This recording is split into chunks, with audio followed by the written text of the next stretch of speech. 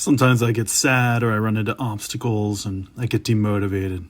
But then something extra silly and foolish and annoying happens. And then I regain my motivation and I pour all my hatred for capitalism into this podcast. All right. So I'm going to keep going on that basis. This is World Solution Writing Process Podcast. So, in this podcast, quick recap, I read my stream of consciousness notes, which are a draft of a book that I have to arrange into the correct order. I have all the material. It's just not sequenced into a legible order. So I'm trying to fix that by reading my notes into a recording device. So I am forced to mentally process them, and gradually I'll get them into the correct order, and then I can create a text that I can publish. Or maybe just another podcast that is less nonlinear. Wouldn't that be nice? So, for this, the third episode, and probably for the next 5 or so episodes after this, I'm taking a close look at the concept of parallel government, which is something that has emerged in historic revolutions, including the English, American, French, and Russian, but also many others. You know, those are some pretty historically major ones. So rather than continuing to belabor why I'm doing this, other than the world is collapsing and we need to overthrow capitalism fast to prevent a climate-induced social collapse, which, you know, like that should just... How is that even a debate? How do people not, like... How is that not on the evening news, like, every day? And how is that not just the accepted narrative among 100% of the population? That's so ridiculous. But, you know, the ruling class, they own their, you know... They own the means of communication, and so their consciousness is imposed over everything. So the point is, I don't think climate change is going to get handled. I don't think they're going to eradicate the fossil fuel industry with an industry-wide overhaul soon enough, by the year 2030, etc. So diving back into my notes, here we go. Episode 3, Part 3 of the Parallel Government section. Being a government is fake it till you make it. The first thing any parallel government should do is pass a resolution denouncing the legitimacy of the ruling government of its own country, especially the ruling legislature, and also asserting that itself is the rightful government, even if on a provisional transitional basis. We could have a parallel NATO, not like in support of the current NATO, but actually arguably in opposition to it. Parallel governments in various countries should form an international alliance and support each other's struggles. At the intergovernmental level, we could have a parallel UN, which the acronym would be PUN. I guess that's a pun. These would just be conferences of activists building parallel governments in various countries. A parallel NATO would really be the most advantageous thing because of the power of the West, regardless of how the parallel governments and the parallel NATO feel about the actual NATO orientation. The ruling class has far more reason to fear an opposition government than to fear terrorism. Physical attacks on the wealthy before a revolution are rare and difficult, and have little effect. General repression of the wealthy by the state, however, is something which has occurred in real life under certain socialist governments. Kathy Change, the famous performer activist who advocated a nonviolent democratic socialist revolution centered in the United States but spreading globally, and who self-immolated on University of Penn campus in 1996, was calling for a grand national conference to refound the country. She understood that people could only be available for such a thing if they had their economic needs met, so called for an economic restructuring to occur first. Since she was essentially calling for a new constitutional convention, the debates over parallel government are relevant here. It's important to remember that a provisional government must struggle for and take power first, to even create the space for such a new constitutional convention to occur, both in the sense that a revolutionary provisional government would defend the new constitutional convention from physical counterattacks, as well as carry out the redistribution, which would make the new constitutional convention something in which the majority could participate. As you see, I'm writing this as I go. Okay. Lenin, in Two Tactics of Social Democracy, Section 4 on the downfall of monarchism said, what is called a provisional revolutionary government is something altogether different from what you are referring to. That is the name given to the government of a revolutionary epoch, which directly replaces the overthrown government and rests on the insurrection of the people and not on some kind of representative institutions coming from the people. A provisional revolutionary government is the organ of struggle for the immediate victory of the revolution and for immediately repelling counter-revolutionary attempts. Hopefully we have some more Lenin. Okay, my notes say, the importance of the above passage cannot be overstated because it explains that a provisional government is not necessarily elected. It is a body of people who conjoin together in an aspiration to take power together on a temporary basis until a more formal democratic process can be established or continued. In section 1 of the same, Lenin's Two Tactics of Social Democracy and the Democratic Revolution. And note here that Lenin was not arguing for socialism, but simply the role that socialists should play in democratic revolutions against monarchies. Section 1, he says, since the people have broken with the government, and the masses realize the necessity of setting up a new order, the party which set itself the objective of overthrowing the government must necessarily consider what government to put up in place of the old deposed government. A new question concerning a provisional revolutionary government arises. Section 2, the Third Congress resolution of the same text, Lenin's Two Tactics of Social Democracy, he says, the resolution thus fully explains the nature and aims of the provisional revolutionary government. By its origins and fundamental nature, such a government must be the organ of the people's rebellion. Its formal purpose must be to serve as an instrument for the convocation of a national constituent assembly. And in my notes I say, a constituent assembly is another term for what in the United States is called a constitutional convention.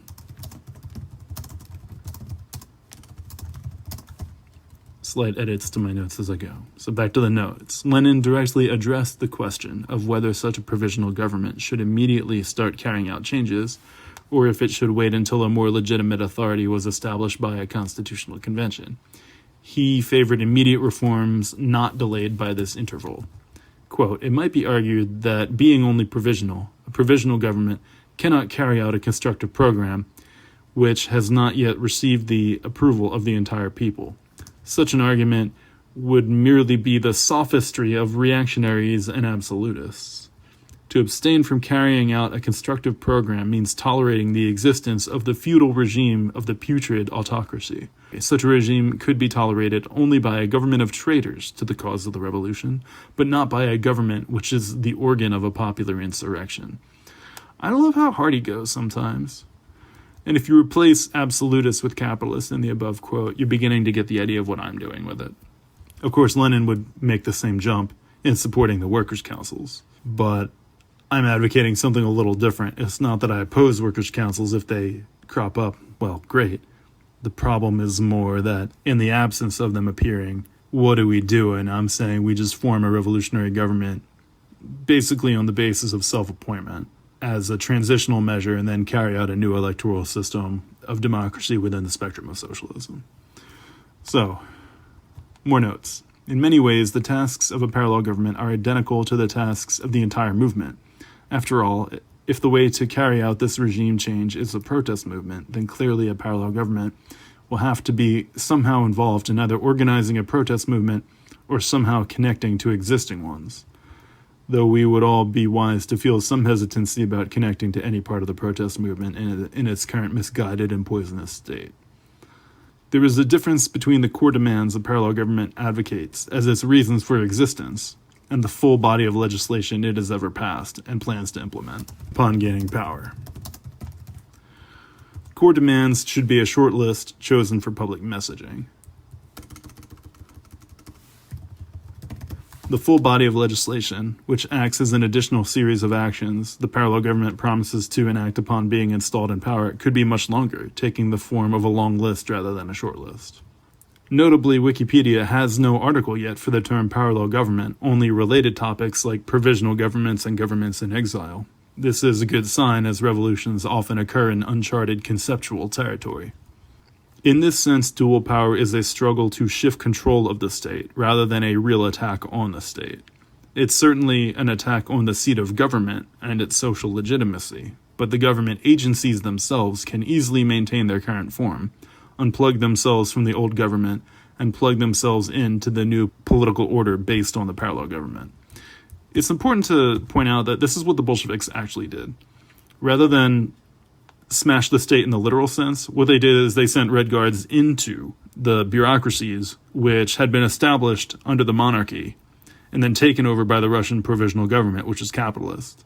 And they just took over these bureaucracies through a combination of inevitability, since they had control over the seat of government through the October insurrection, but they engaged in forays into these buildings and bureaucracies. So Ep3, controversial figure though she is, I think had the best description for what really happened in the Russian Revolution, which was old wine in new bottles.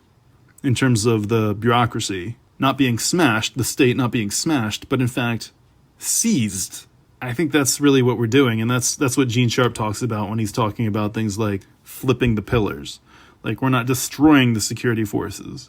We're getting them on our side. We're not destroying the government agencies. We're getting them on our side. Now, I mean, might some scuffles be required to get them on our side? I mean, that's one thing. But also, maybe not. You know, there have been nonviolent revolutions. A dual power situation can immediately be called or created by literally anyone proclaiming themselves a parallel government or the founding member of one. Parallel government is the fiction that becomes fact, the idea that becomes reality. It's like a role-playing game that becomes more real the more you play it. Kind of similar to Jumanji. It is radically voluntaristic, yet materially central to the revolutionary process. One inevitable task of organizing a revolutionary government is being prepared for the anarchist slogan, "There is no revolutionary government," and being prepared to push back against it as hard as possible. It's certainly true that there is no anarchist government, but there are revolutionary governments. For example, would you say that, the revolutionary governments of the Enlightenment were not revolutionary governments? They certainly were. They were not. See, the word revolutionary means different things to different people. For some people it means, is something radical enough. That's not actually what a revolutionary government means. A revolutionary government means a government that replaces an old government in a revolution. And many of these have brought significant historical progress, even if they haven't immediately created the type of utopia that would be desired by an anarchist. I'm not sure that utopia can be achieved. All right, parallel government. Parallel government turns idea into reality by creating a parallel political reality in opposition to the dominant political reality, which can then rupture into physical reality in the form of protest and civil disobedience, growing to the point of regime change. Oh, this is fun. Forming a parallel government is a bit like 1776, the musical. You get people together in a room, you vote on whether or not the assembled people will consider themselves a government, and to keep your sanity, you'd better keep some lighthearted component. Nothing wrong with breaking into song.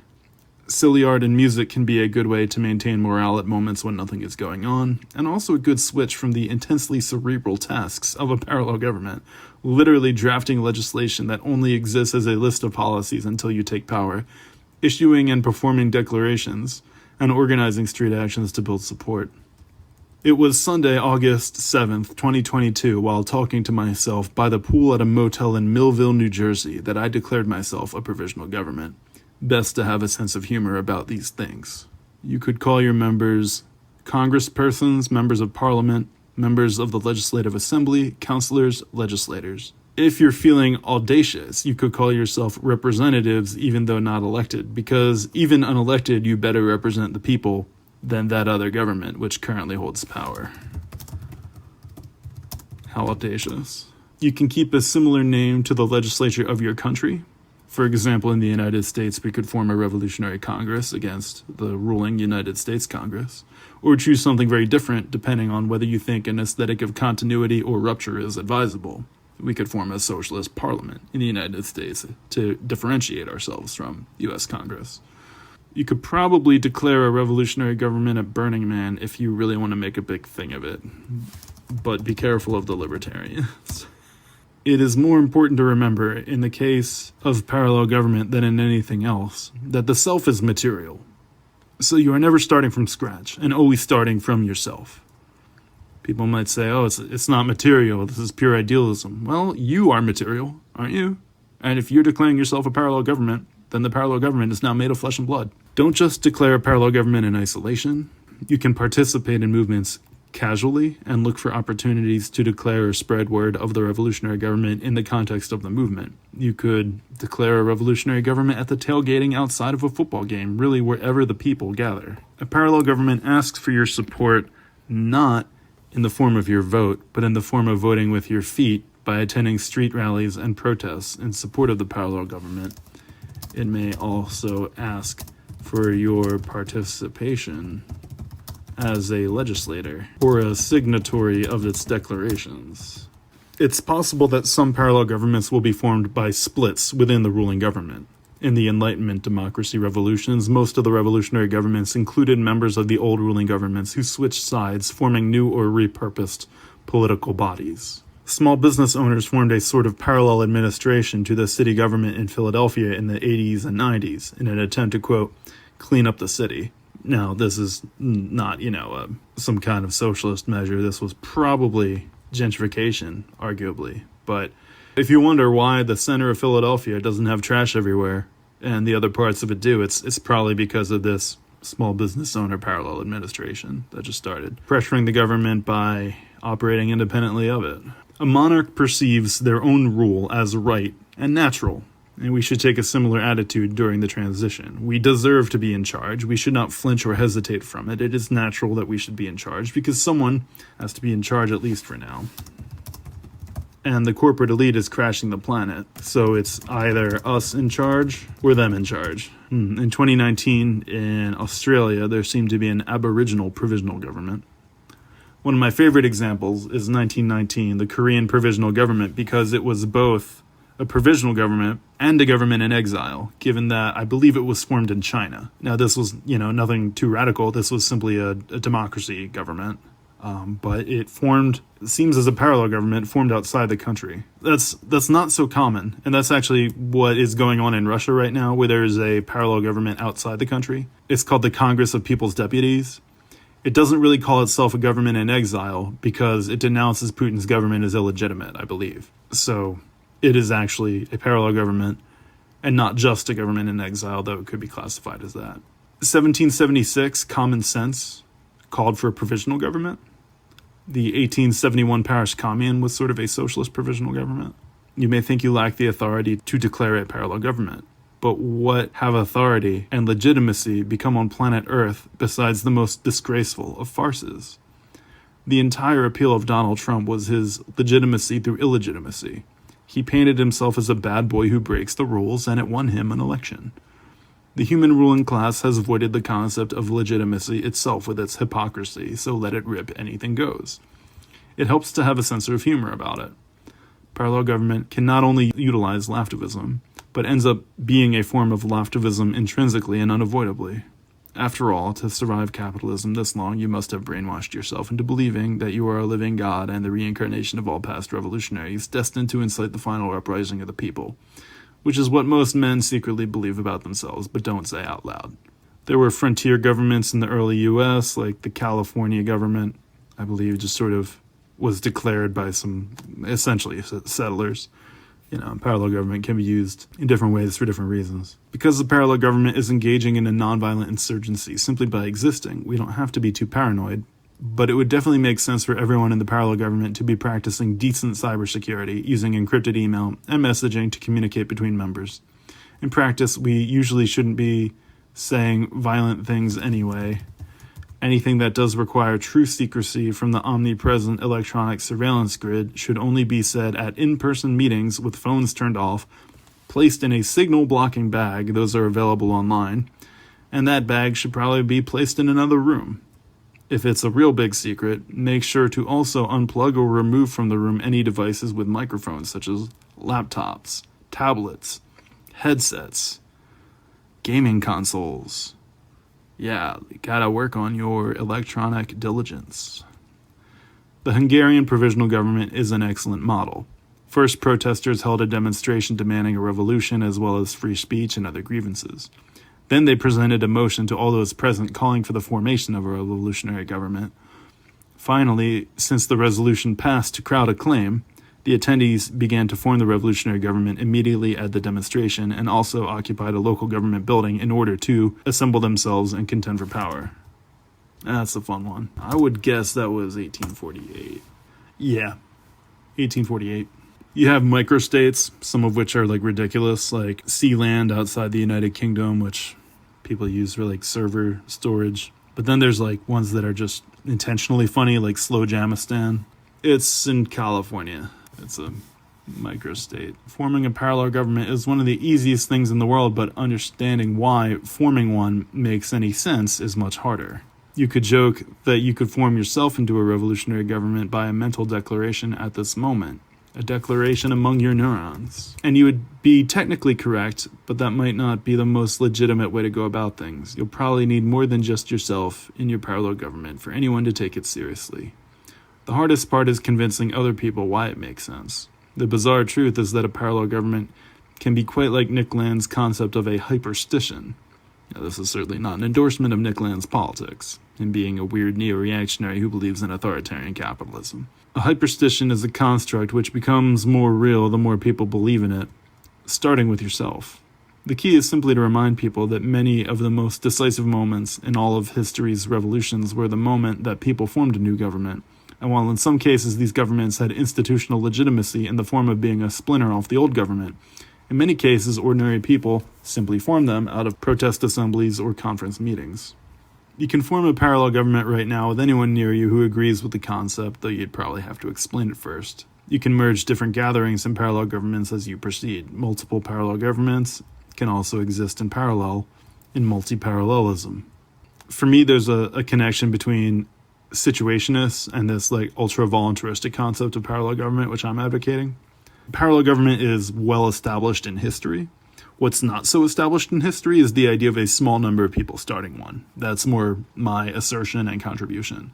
At this point, it's kind of desperation. Like, the planet is so messed up, we might as well just start, declaring governments at like round tables the size of Dungeons and Dragons campaigns, just like literally just start them as a role-playing game.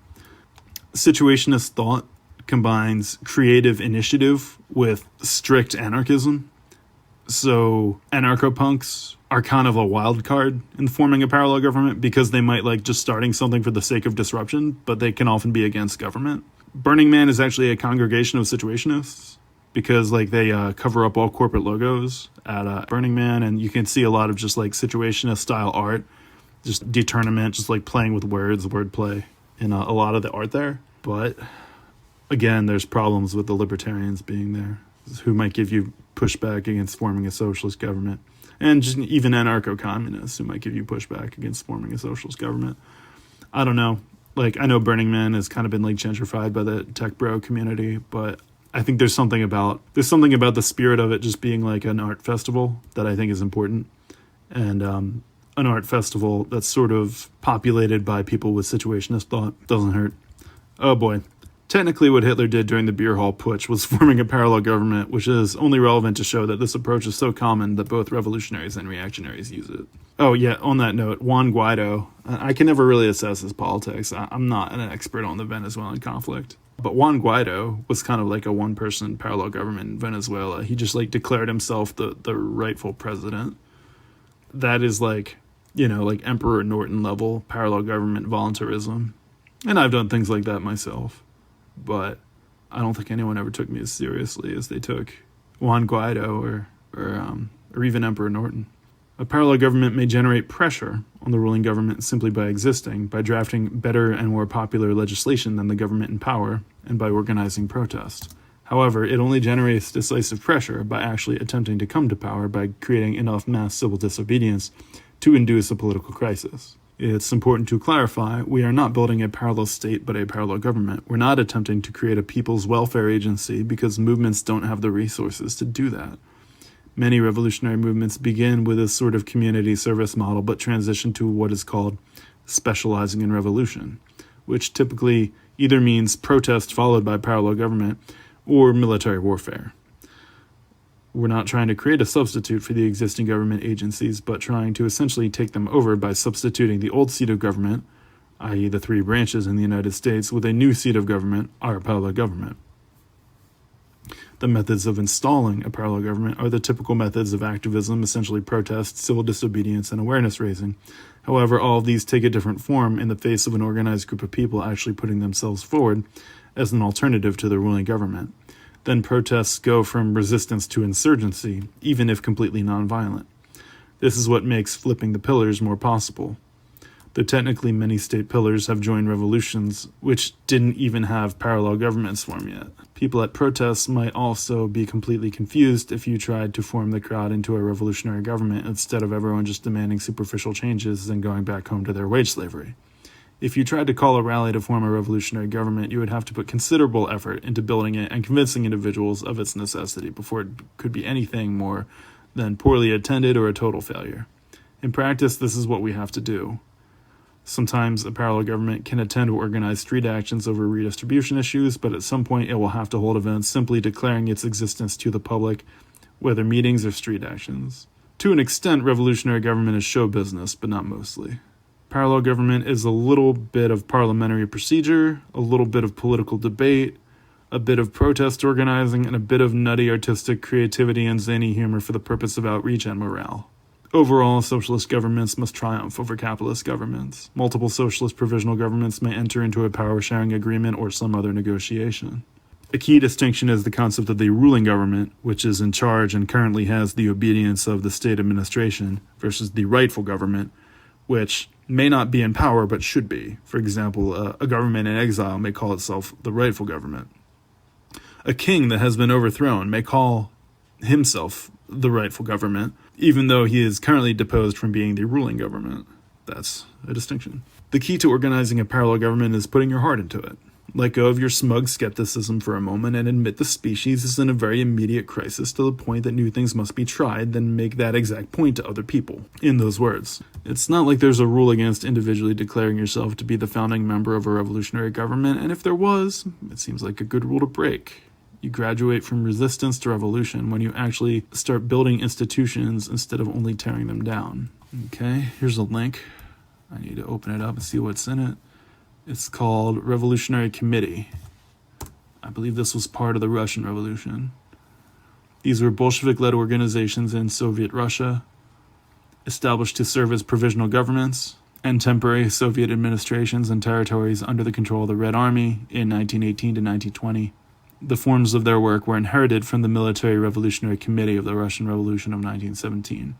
So, in the chaos of the Russian Civil War, you have, towns being taken by the Red Army, being taken back by the White Army, falling back and forth. And so, once the Red Army retakes a town, it's got to set up an immediate administration. It forms a revolutionary committee. In some cases, this is Wikipedia, in some cases they were created underground from local populations under the guidance of the Bolsheviks, subsequently organizing an insurgency and then inviting the Red Army for help. As in the case of the Azerbaijani Revolutionary Committee, which seized power in Baku when English troops were evacuated and then asked Moscow for help. Okay, this is great. Their abbreviation in Russian is Revcom. That's great. Some Revcoms were successful while others were not. The liberals will find their inner anti-capitalist and join the revolution if we show them, not if we tell them, only if we show them how to rise up by doing it ourselves as a political minority at first. And that might belong in another section on why regime change, but it's relevant to why parallel government as well. As we have seen in January 6 and the 1964 Brazilian coup, there is often support for regime change inside the very legislature that is getting overthrown, with specific members of the legislature taking the floor to speak in favor of the power grab while it is underway. While our regime change is more of a revolution than a coup, it sure would help to have just one or two congresspersons legitimizing the transition. This is a general point I want to make about electoralism and socialism. That, people talk about the squad, the accomplishments of the squad, and they do exist, and I've read the list of them, and I have my critique of it, the squad is accomplishing things, but meanwhile capitalism just keeps ripping people's lives apart in a more and more ferocious way, even in the United States. So it kind of delegitimizes the squad in a sense. But the Bolsheviks, when they would get people elected to the Duma, they were not just fighting for better legislation from within the Duma. They were denouncing the Duma from the floor of the Duma. They were denouncing the Tsar from the floor of the Duma. Yes, sometimes they would get in trouble. But that's the point. The point is not to just try to do the best we can within the framework that exists with our elected representatives. The point of the elected representatives is to be demanding revolution against Congress from the floor of Congress. Yes, I'm talking about the United States. And this is a point that's been completely lost by the DSA crowd. This isn't even in their mind. Kshama Sawant, I'm sorry, I shouldn't pronounce the K. Kshama Sawant, an elected figure sponsored by Socialist Alternative, now renamed International Socialist Alternative. I don't know that she ever called for a revolution from the floor of City Council, but I know that she demanded that the workers of Boeing take over their own company. And that's more like what we need. But the problem is, in the United States, elections are more difficult. I'm pretty sure the Duma was elected by population, whereas the United States Congress is elected by region, elected by area, representation by area rather than representation by population. And this means that in a party system that's more European, people vote for parties and they might not be elected from an area. It's more like a national assembly rather than a Congress.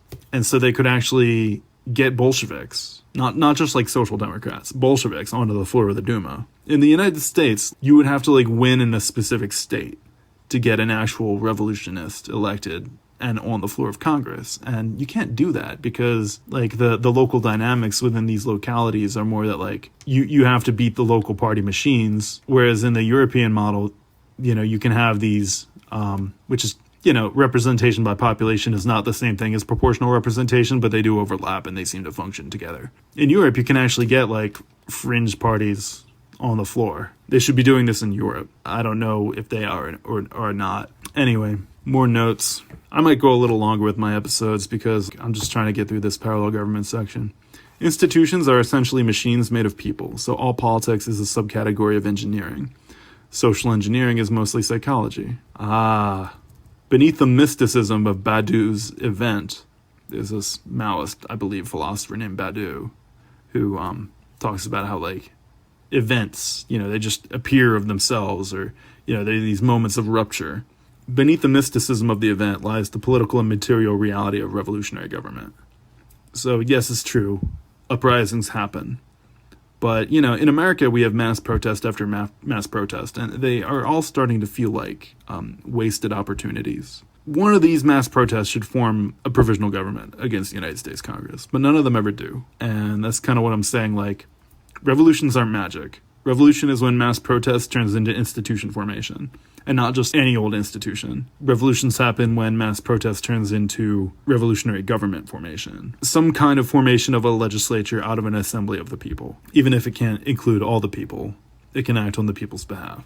Part of the struggle of forming a parallel government is you have to possess a strong argument justifying a parallel government in order to form a successful one. In many ways, the most difficult part of implementing this strategy is making the psychological transition of seeing yourself as someone worthy of serving in a parallel government. It can be admittedly a large responsibility, especially if a mass movement develops around the parallel government, or if the parallel government manages to install itself as a provisional government. However, if you're serious about the harm capitalism inflicts on the species and its growing crisis, you really have no choice but to self-appoint, because decisive action is required, nothing else is working, and it's possible that no one else will do it. The key to becoming more psychologically comfortable with serving in a parallel government is familiarizing yourself with the arguments of why a parallel government is legitimate and necessary. It's fair to have anxiety that literally appointing yourself to a revolutionary government might be seen as a self-serving power grab. This is why you must be able to defend your position that redistribution can't be realistically achieved any other way. Redistribution and economic transformation can't be realistically achieved any other way, as well as pointing out that the transitional nature of the provisional government and how its temporary administration will be followed by an improved electoral system. In essence, this parliamentary socialism utilizes the mechanisms of bourgeois and Stalinist revolutions for popular and working class purposes. Anyway, I am probably going to upload these to YouTube in addition to SoundCloud moving forward. I didn't realize that SoundCloud takes a subscription. That's a bummer. That's restricted for me. Even though it's $100 a year, I am not in an economic situation where I can just be throwing away money Also, I want to watch my own videos on YouTube with the captions turned on so I can read the words I'm hearing myself say as captions at the bottom while I watch it. I think for me, that would help me with my mental processing of my own writing.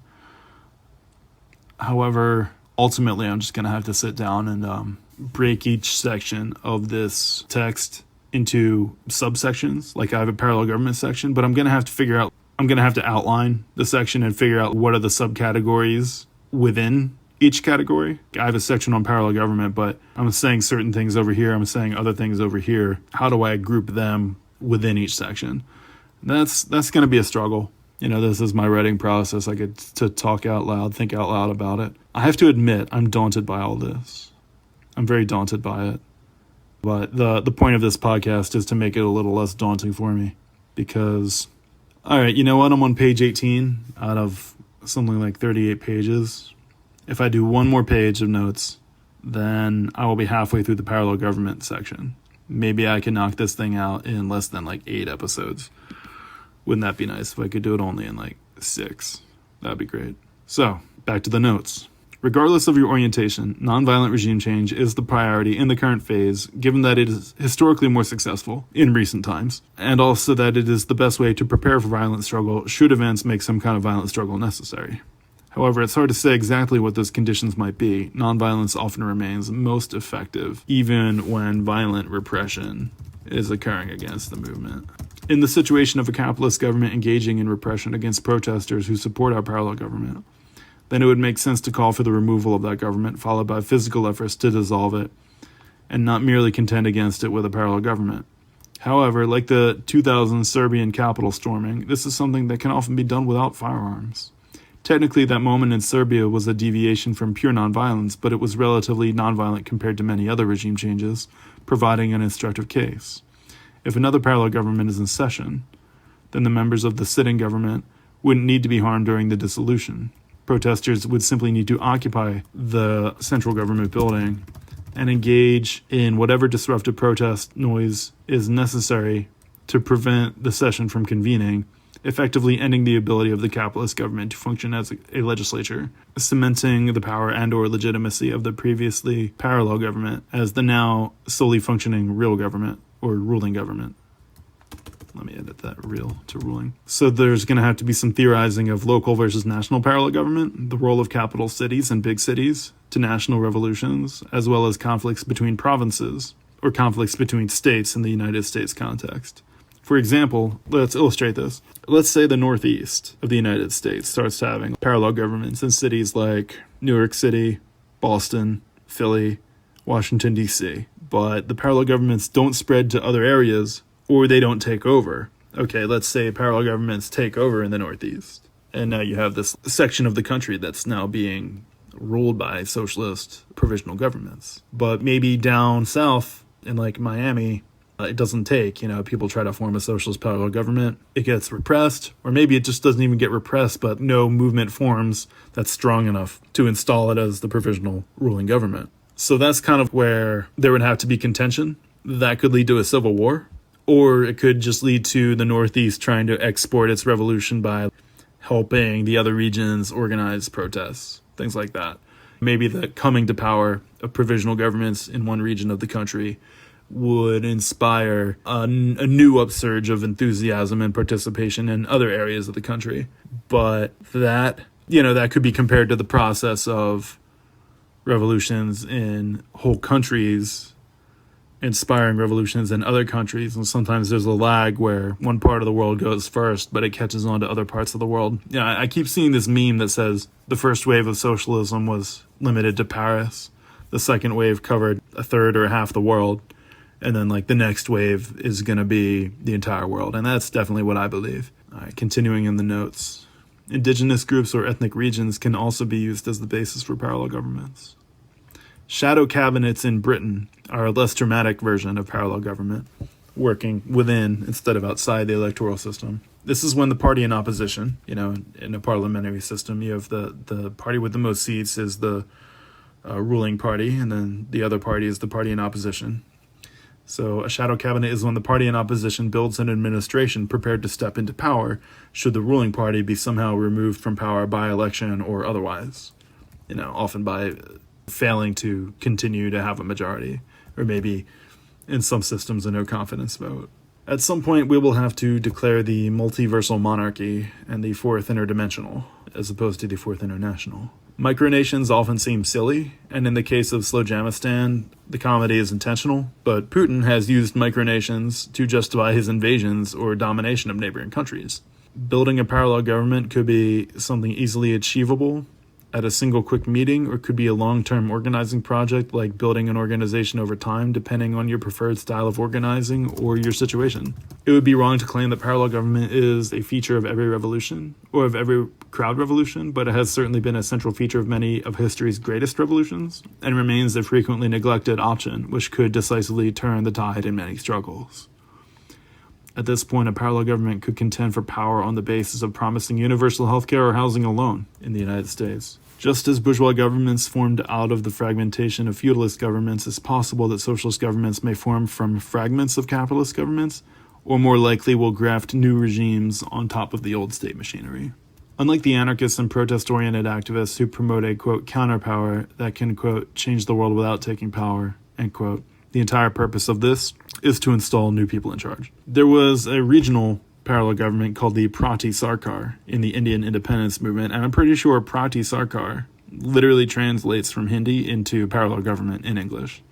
Not any physical infrastructure, but the social infrastructure of the state itself was the greatest feat of Roman engineering. Okay, sometimes I dither into grandiosity. Anyway, since January 6, anyone who speaks of disbanding Congress gets mistaken for a Trump supporter.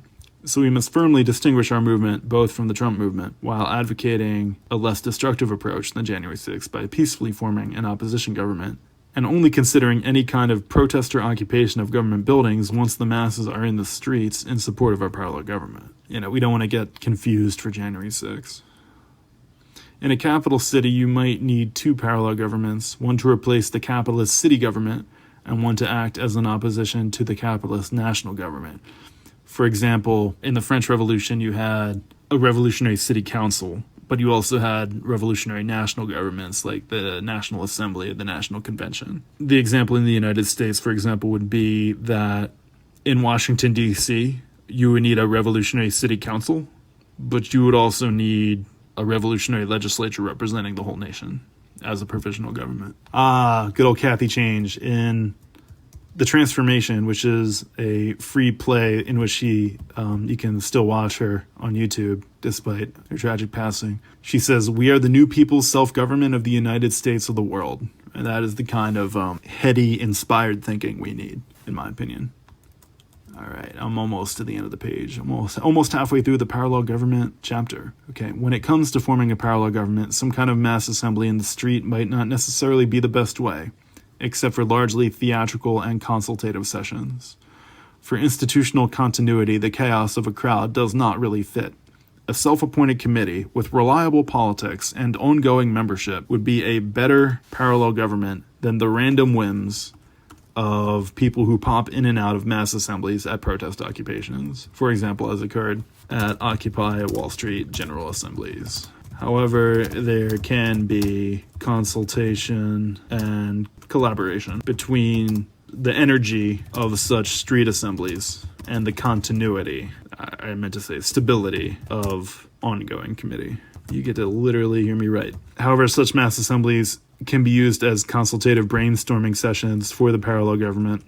Any good ideas which emerge during protest assemblies can be adopted as legislation. I'm going to keep going a little longer because the world is just a mess. I might as well get this done. You could consider yourself the first member of a miniature legislature of one to be expanded through recruitment. By extension, you could just declare yourself a revolutionary dictator if the situation was sufficiently severe, and proceed to build your dictatorship through business, political movements, or both. I don't think that applies in the United States. That might apply in like a third world country. For illustrative purposes, the reader could decide to become the founding member of a parallel government solely as a mental decision right now as they read this. To implement the strategy realistically, you'll probably have to do something like this initially, but at the small group level, rather than as an individual. If possible, you could get together a large assembly. But this idea is too advanced to find wide acceptance initially. Socialists typically object that it's, quote, too abstract, anarchists object to it being a government, and liberals whine that we should just try to demand reforms and vote in elections. Alright, I'm going to get back to my Lovecraftian angle. Parallel government is perhaps the ultimate example of the ideal manifesting itself into the material. And in the liminal space of the ideal real, it therefore always carries a certain mirthful levity, which is good considering the heaviness of its tasks. The formation of a parallel government is a pure matter of decision and designation. You could hold street elections at a protest, hold elections in allied movement organizations, or simply self-appoint as a large group or small group. An individual parallel government could be considered a congress of your own neurons, which is at least better than some people can manage these days. A committee can serve as a provisional legislature in miniature. Self-appointment is the heart of power. And oh God, if you take one lesson away from this whole podcast, self-appointment is the heart of power. Say it over and over to yourself as a mantra. Self-appointment is the heart of power. Brainwash yourself with self-appointment is the heart of power. Make a noise track. Put it in a loop. Self-appointment is the heart of power. As we've seen in historical revolutions, the emergence of such an often ceremonial legislature quickly marks a rise in material struggle, taking on a mass or violent character with the rise of such an opposition government. And finally, because I do acknowledge the heaviness of taking power, I want to close with a George Washington quote. You may not have a high opinion of that man, but he is a historical precedent for people in our situation at least. My movements to the chair of government will be accompanied by feelings not unlike those of a culprit who is going to the place of his execution. That was the first president of the United States in 1789. He was not thrilled. He knew that it was going to hurt. For myself, the delay may be compared to a reprieve. For in confidence I can assure you, with the world it would obtain little credit, that my movements to the chair of government will be accompanied with feelings not unlike those of a culprit who is going to the place of his execution. True punk. Now that is where I'm going to call it. Episode 3 ended here. Put the date. True punk. Rock and roll. Well, I think I've gone on long enough. This has been the longest episode yet.